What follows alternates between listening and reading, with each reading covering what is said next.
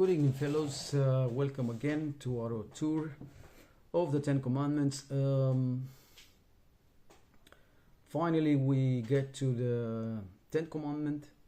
But before we get to it, let's see it again, the context we are in. We are with the people of Israel, just in front, gathered in front of the Mount Sinai, and Lord Himself talked directly to them and spoke the 10 Commandments. Okay. Later on, he wrote the 10 Commandments on 2 pieces of stone, which he gave to Moses, and Moses put them into the covenant, Ark of the Covenant. Okay. So let's get to the 10 Commandment. And we find it in Exodus 20 verse 17, and it goes like this: you shall not covet your neighbor's house, you shall not covet your neighbor's wife, or his male or female servant, or his ox or donkey, or anything that belongs to your neighbor. You shall not covet, let's see. Let's start with the beginning. Let's see where it all started, because all this has a start. Okay, let's go to Genesis chapter 3, and we are in the Garden of Eden with Eve and the snake. Snake being just a medium for the Satan. And then in verse 6 they say, so when the woman saw that the tree was good for food, and that it was a delight to the eyes, and that the tree was to be desired to make one wise, she took off its fruit and ate, and she also gave some to her husband who was with her, and he ate. Okay. So in this moment, all our disgrace started, and then degenerated into the falling of the human race, mankind, and we are where we are because of coveting, because of longing for something, right? And starting with the food, because always we look for the applications in our lives, in our daily lives, and then let's talk about the food that we covet. We talk about the food industry a few videos ago, and then we saw that the food industry today is nothing but a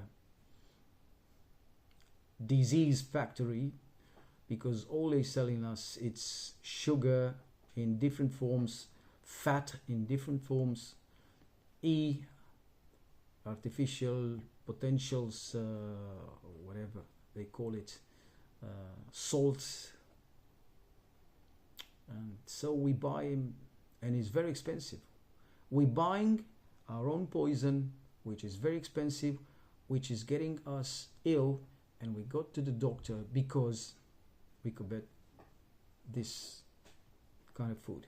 Okay, then if we get away with it, we see that it was okay, and then we go on and do it again. Okay, because sometimes we never learn. So who knows how many millions of people lying in their graves because the unhealthy food, because of breaking this commandment. Okay, let's go on, and let's talk about the house. Let's not covet the house. Oh my God, how many wars! The history is full of wars because someone covet the house, the castle, the territories, the country of someone, and then start a war. And how many innocent people died just because someone covet someone else's house. Okay, and let's talk about, let's not covet somebody else's wife. Oh my God. We would talk about this like 2 hours and then we wouldn't finish. Let's remind David episode with Bathsheba. I mean, in second book of Samuel, we find that David already had a few wives and a few other, I don't know how should I call them, women. So yeah. Yet he coveted some of his men, one of his men wife. What followed, we all know, was a tragedy, and David's life was never be the same. Okay, let's go on. We're not talking about the servants because few of us we have servants, although we have employees, some of us, some of you.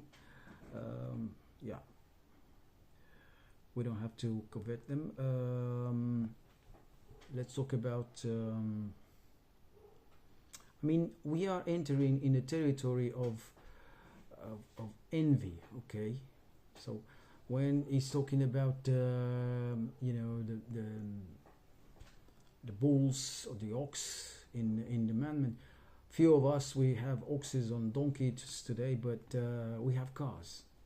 And how many times did I see people coveting other people cars? Car today is just, you know, getting us crazy. I love cars, I like them, I love them, but yet I don't covet. You know, I'm happy with my car, 20 years old. I mean, because how many crazy things are we capable of to do in order to get a car like that, or even better? Okay, how many stupid things we are capable to do when we, you know, covet a car or whatever, you know. Talking about the envy, all right, because at the end of the day we're talking about the envy. Okay, so who was the first to envy someone? You remember? It was a Satan, which, well, Lucifer at the time, who started to covet Jesus Christ's position, and he said, well, why shouldn't I? Why shouldn't I be there like him? So he started to covet that, and then all the drama that we all know, and we are into it now. Okay, so I think this commandment, it goes to the root of almost all sins existed, because it covers most of them. So yeah, guys, thank you very much for being with me and following me to this tour of the 10 Commandments. It was so nice to review them. Yeah, it was a thrill for me, and it still is, because we're not going to stop here to do the videos. However, let's make it clear. Watching the 10 Commandments is not giving you the right to go to heaven just because you deserve it, just because you listen, just because you obeyed and you have the right to go. It's the grace of God. Where did we have the grace? Where do we have it? Into Jesus Christ. Now, at the same time, don't believe the people who teaching you the 10 Commandments are not valid anymore. The Bible, it doesn't show that. Jesus himself said that he never came to break the law or invalidate it. He just came to fulfill it. And nor Paul or John or Peter, or Jacob, any of the apostles never let this understood. The 10 Commandments are not valid anymore. Yes, they are. As well as we need the traffic laws, so we don't have an accident on a road. We need the Ten Commandments, because we need a guide in our lives. If they would not be valid, we could kill, we could steal, we could do whatever.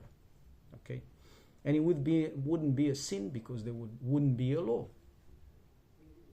So, an idea. Why don't we make a video about the grace? As we saw the Ten Commandments, we need to see the grace, what it is, what it does. Okay, so yeah, let's see the grace in the following days. I want to thank you very much. I want to express my gratefulness to God, to you, because you follow me, and in all humbleness and respect, I wish you, I tell you, I dare you to watch the Ten Commandments, not because you are saved through them, you are saved through the grace, but you watch the Ten Commandments, I watch the Ten Commandments because I love, and because it's a proof of my devotion, of your devotion to Jesus Christ. He said in John 14:15, he said, if you love me, you will watch my commandments. Okay, so that's it for tonight. I'll wait for you in the following episodes. I wish you the best, and goodbye.